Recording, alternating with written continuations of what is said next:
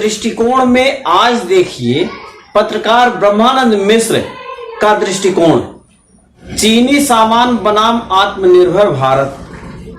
भारत आत्मनिर्भरता की तरफ निरंतर प्रयासरत है। सरकारी मशीनरीज भी काम कर रही हैं साथ में। चीनी प्रोडक्ट्स का विरोध पूरी शक्ति के साथ राष्ट्रवादी कर रहे हैं। पूरे देश में चीनी सामान का विरोध, चाहे वो घर का हो, चाहे वो इलेक्ट्रॉनिक सामान हो, चीनी सामान का जो वर्चस्व है उसको समाप्त करने की कवायद देश में चल रही है और लगातार चलती ही जा रही है। अब देखते हैं चीनी सामान जिसका भारतीय बाजार पर आधिपत्य है, वो वर्चस्व, जिस वर्चस्व को तोड़ना शायद आसान नहीं होगा। अपनी आत्मनिर्भरता के बगैर भारत ने एक बीड़ा उठाया है। चीनी सामान को लेके जो प्रदर्शन हो रहे हैं, उग्र प्रदर्शन हो रहे हैं, उस प्रदर्शन का मतलब क्या है और सामरिक दृष्टिकोण से जोड़ते हुए बताइए।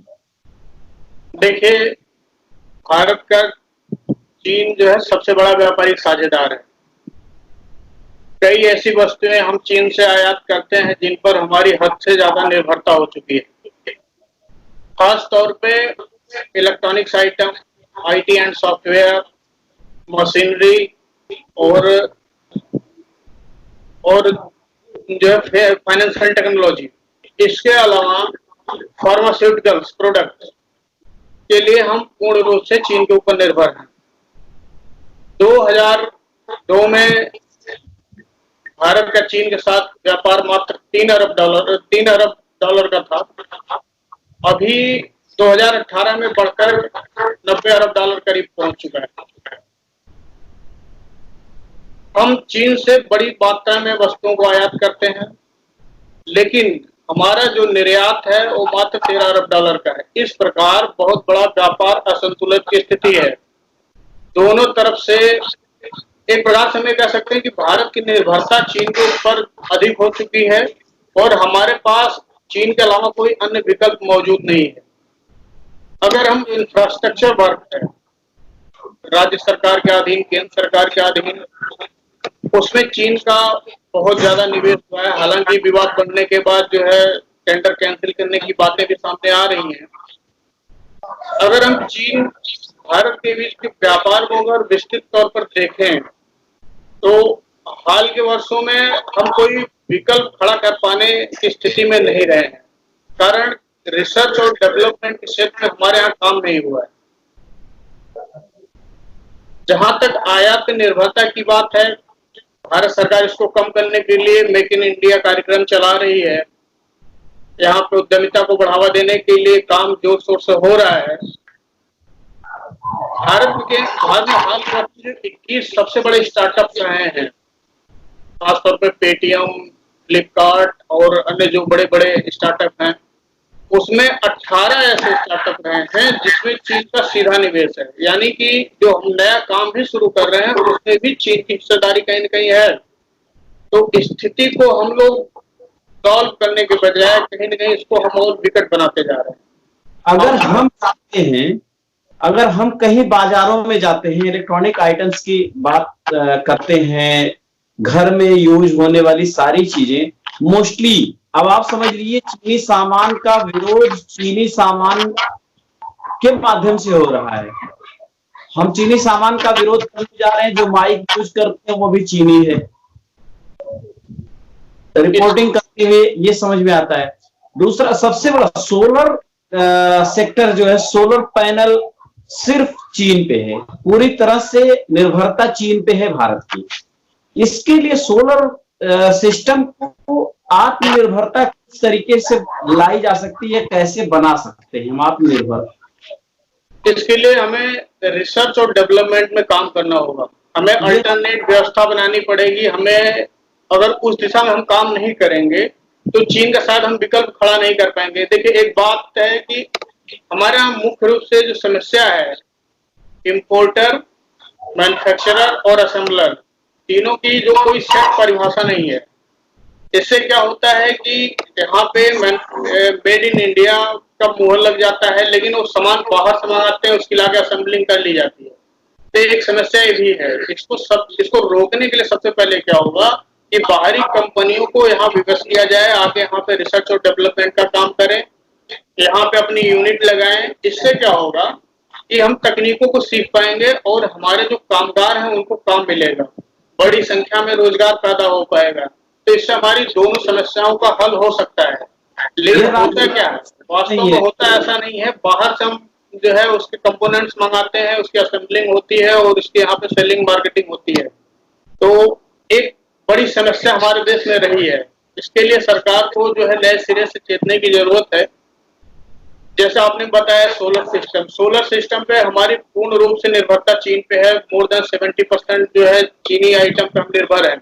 इसके अलावा कुछ हम यूरोपीय कंट्रीज से भी सामान मंगाते हैं, लेकिन वो बहुत कम है चीन की अपेक्षा। दूसरी बात, मोबाइल स्मार्टफोन की बात की जाती है तो चीन की 4 कंपनियां, ओप्पो, वीवो, रियलमी और श्योमी, 4 कंपनियां ऐसी हैं जो भारत के 75% मार्केट में कब्जा की हुई है। तो सबसे बड़ी समस्या यह है कि इसका विकल्प हमारे पास अभी तक कुछ नहीं बन पाया। दूसरी ओर हम अगर टेलीकॉम सेक्टर की बात करें तो टेलीकॉम सेक्टर में भी चीन की दखलंदाजी बहुत ज्यादा है, मशीनरी में है। और फार्मास्यूटिकल की बात अभी कर रहा था मैं, तो उसमें भी चीन की दखल ज्यादा है। तो इसके लिए एक काम एक दिन में नहीं हो सकता है, कुछ हफ्ते कुछ महीने में नहीं हो सकता है। इसके लिए समय लेके हमें चलना पड़ेगा, एक दीर्घ अवधि में काम करना पड़ेगा। लॉन्ग टर्म योजना बना के जो है हमें काम करने की जरूरत है। अगर इस दशा में अगर अभी से प्लानिंग की जाए, अभी से जैसे हमारी जो ट्रेड बॉडी है, एक एसोसिएशन जो है वो बहुत मुखर है, चीनी सामानों का विरोध वहां भी शुरू हो गया। वो लोग कह रहे हैं कि दिसंबर 2021 तक हम चीन पे निर्भरता कम कर देंगे। लेकिन यह है कि अभी से हमें लक्ष्य लेकर चलना पड़ेगा। हमें साल, 2 साल, 3 साल का समय लेके उसका एक अल्टरनेट ढूंढना पड़ेगा, उस पर काम करना पड़ेगा। तब हमारी जाके चीन पे निर्भरता कम हो जाएगी, तब हम बेहतर स्थिति में होंगे। चीन को तब हम जवाब दे पाएंगे। मोटे हिसाब हमारे दर्शकों को आप ये बताइए,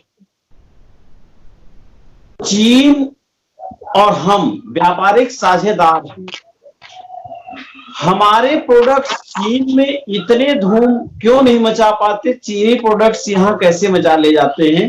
क्या हमारे यहाँ की सरकारी योजनाओं में ऐसी कोई व्यवस्था है कि निर्यात हम कर पाते हैं कम, आयात ज्यादा करते हैं, या और कोई व्यवस्था?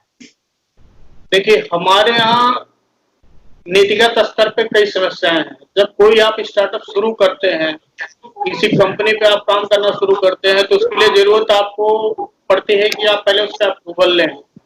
उसके लिए आपको जो है अलग अलग स्तरों पर काम करने की जरूरत होती है।